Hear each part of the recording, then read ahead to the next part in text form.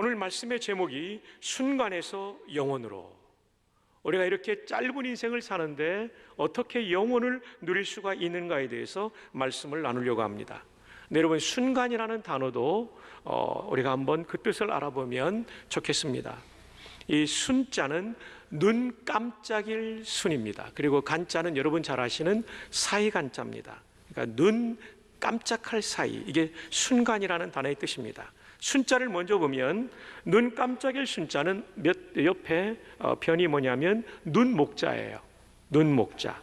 근데 이 순자는 또 어떤 순자냐면 순임근 순으로 알려지고 있지만 빠를 순으로도 훈이 새겨집니다. 그러니까 눈이 빠르게 깜빡인다는 뜻이죠. 이게 빠르게 깜빡인다. 또는 눈이 깜빡일 정도로 빠른 것. 이것이 눈 깜짝일 순자의 형성 문자가 되겠습니다. 그리고 간자는 문자의 날일 또는 해일이라고 하죠. 그러니까 문이 있는데 그 사이로 햇빛이 비치는 것. 그래서 이것을 사이간자라고 우리가 부르죠. 순간이란 어떤 뜻이냐면요, 눈 깜짝할 사이예요. 여러분, 눈 깜짝할 사이가 얼마나 빠릅니까? 한번 옆에 사람하고 눈을 한번 깜짝해 보세요. 얼마나 빠른지 알 수 있습니다. 예, 안 보는 분들이 많아서 제 눈을 보아주시기 바랍니다. 이렇게 빠른 그 시간적인 틈을 순간이라고 부르는 거예요. 순간. 근데 우리 인생이 60을 살고 70을 살고 80을 살아도 사실은 순간이죠. 지나온 5, 60년, 지나온 7, 80년이 얼마나 빠르게 지나갔습니까? 그런 의미에서 인생은 순간을 산다라는 표현이 틀리지 않은 것이죠. 그러다 보니 우리는 잠시 인생을 뒤돌아보면 허무하다라는 생각을 많이 가지죠. 허무하다. 근데 하나님은 우리를 허무한 인생으로 끝나게 만들지 않으셨어요. 우리는 이 허무한 인생 속에 의미를 찾을 수 있도록 하나님은 우리의 인생을 설계해 놓으신 것이죠. 그 비결은 무엇입니까? 순간을 넘어 영원을 바라보고 살아갈 때 인간은 의미를 느낄 수 있습니다. 영혼을 바라보고 산다는 얘기는 두 가지 의미가 있겠습니다. 첫 번째로는 영생을 소유해야 되는 겁니다. 여러분, 인생을 다한 다음에 사람은 지옥으로 가게 되는데 예수님의 십자가의 보혈로 구원받은 사람은 천국을 가게 되는 거죠. 바로 이 영생. 그런데 영생은 천국에서부터 시작되는 것이 아니라 지금 여기서부터 누리는 거죠. 예수 믿는 사람들의 얼굴이 대체로 밝은 이유가 여기서 영생을 맛보는 거죠. 네. 그래서 순간의 인생을 영원한 인생으로 누리기 위해서 첫 번째 중요한 것은 예수님을 구주로 믿고 영생을 지금부터 소유하고 있고 죽어서 온전히 누리고 그런 것이죠. 두 번째로는 이 허무한 인생을 허무하지 않게 살기 위해서는 영원한 가치에 초점을 맞추고 살아야 우리는 허무하지 않을 수 있는 거죠. 그 영원한 가치란 무엇일까요? 그건 좀 뒷부분에 말씀을 드리려고 합니다. 자, 인생이 순간적임을 보여주는 것이 오늘 성경의 본문이죠. 한번 볼까요? 야고보 4장 13절부터 보겠습니다. 들으라, 너희 중에 말하기를 오늘이나 내일이나 우리가 어떤 도시에 가서 거기서 1년을 머물며 장사하여 이익을 보리러 하는 자들아. 그러니까 굉장한 사업의 비즈니스의 목표를 가지고 있는 사람들아, 내일 일을 너희가 알지 못하는도다. 그래, 우리가 계획한 비즈니스의 목표를 이루기도 하지만 어떤 분들은 그것을 이루지 못할 수도 있다는 것이죠. 자, 그러면서 이렇게 말하죠. 너희 생명이 무엇이냐? 너희는 잠깐 보이다가 없어지는 안개니라. 아침에 안개가 얼마나 대단합니까? 비행기도 이착륙을 불허하고 자동차의 주행도 막는 것이 짙은 안개예요. 그러나 햇빛이 쬐고 나면 언제 있었냐는 듯이 사라지는 게 또한 안개이죠. 있다가 사라지는 것, 흔적도 없이 사라지는 것, 이게 안개죠. 저와 여러분이 살고 있는 인생이 이 안개와 같은 인생이죠. 어느 날 우리는 흔적도 없이 이 예배당에서 사라지게 될 것입니다. 아멘을 안 해도 사라지게 됩니다. 저도 사라지게 될 거예요. 우리 안개예요. 모세는 모세가 쓴 시편이 90편 10절인데요. 90편인데요. 그 10절에 보면 우리의 연수가 70이요 강건하면 80이라도 그 연수의 자랑은 수고와 슬픔뿐이요 신속히 가니 우리가 날아가나이다. 모세는 120년 살았거든요. 보통 7, 80년을 살던 사람들을 가만히 봐도, 아니 자기 자신을 들여다보아도 시간이 얼마나 빠르냐면 쏜살같이 지나간다. 광음여시, 광음여전이라고 느끼고 있는 것이죠. 베드로 사도는 베드로전서 1장 24절에 그러므로 모든 육체는 풀과 같고 그 모든 영광은 풀의 꽃과 같으니 풀은 마르고 꽃은 떨어지되. 여러분, 저와 여러분의 인생이 풀 같아요. 물이 올랐을 때는 굉장한 청청함과 힘을 가지고 있는 것 같지만 수명이 닿으면 마른 풀이 되어서 쓰러져 가게 되죠. 근데 풀보다 더 짧은 것은 풀에 핀 꽃입니다. 풀보다 더 빨리 꽃이 떨어지죠. 우리가 누리고 있는 영광이라고 하는 것이 풀보다 빨리 떨어지는 꽃이라는 거죠. 대단한 것 같지만 건강도 젊음도 지성도 사회적 지위도 풀의 꽃처럼 떨어지는 날이 온다는 것을 우리는 기억하죠. 자, 그렇다면 이런 유한한 인생을 살면서 우리는 어떻게 살아야 될까요? 어떻게 순간을 넘어 영원을 살 수가 있을까요? 오늘 말씀의 가장 중요한 질문이죠. 한 번 더요. 유한한 인생, 안개와 같은 인생, 순간적인 인생을 살면서 우리는 어떻게 인생의 의미를 추구할 수 있으며 순간을 넘어 영원을 살 수 있을까요? 이게 굉장히 중요한 질문이죠. 첫째, 이 땅의 모든 것이 헛된 것임을 알아야 허무해지지 않습니다.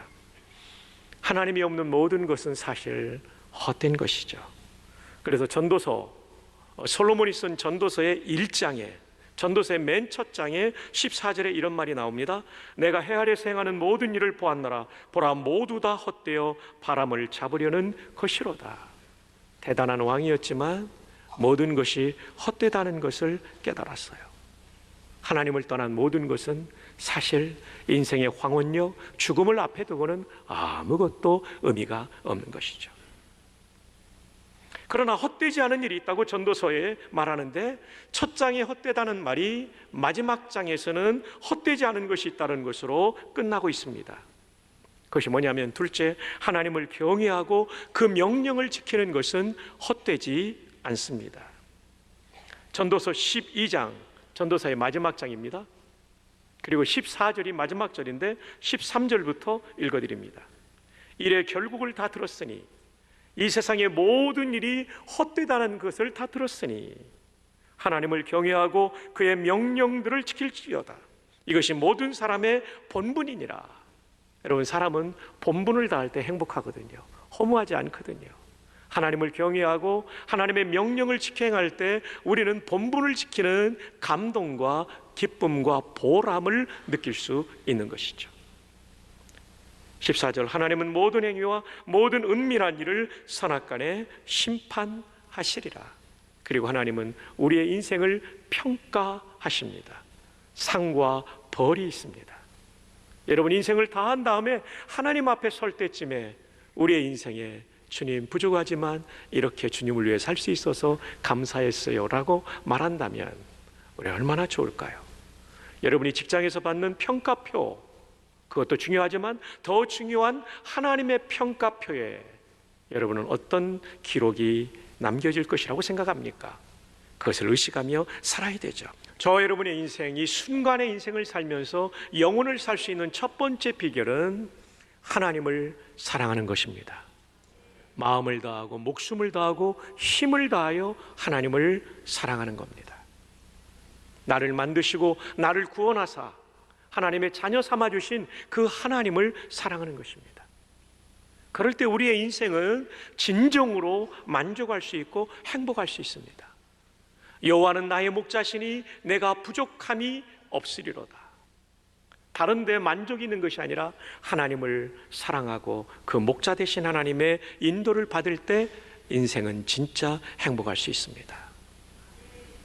하나님을 사랑한다는 건요, 먼저 예배 드리는 겁니다. 오늘 이렇게 2부 예배 나오신 여러분, 여러분이 하나님을 사랑하는 거예요. 찬양대가 찬양으로 영광 돌렸죠. 하나님 사랑하는 거예요. 우리 모두가 이 자리에서 하나님을 높이며 하나님을 사랑하는 고백을 하는 것이 예배죠.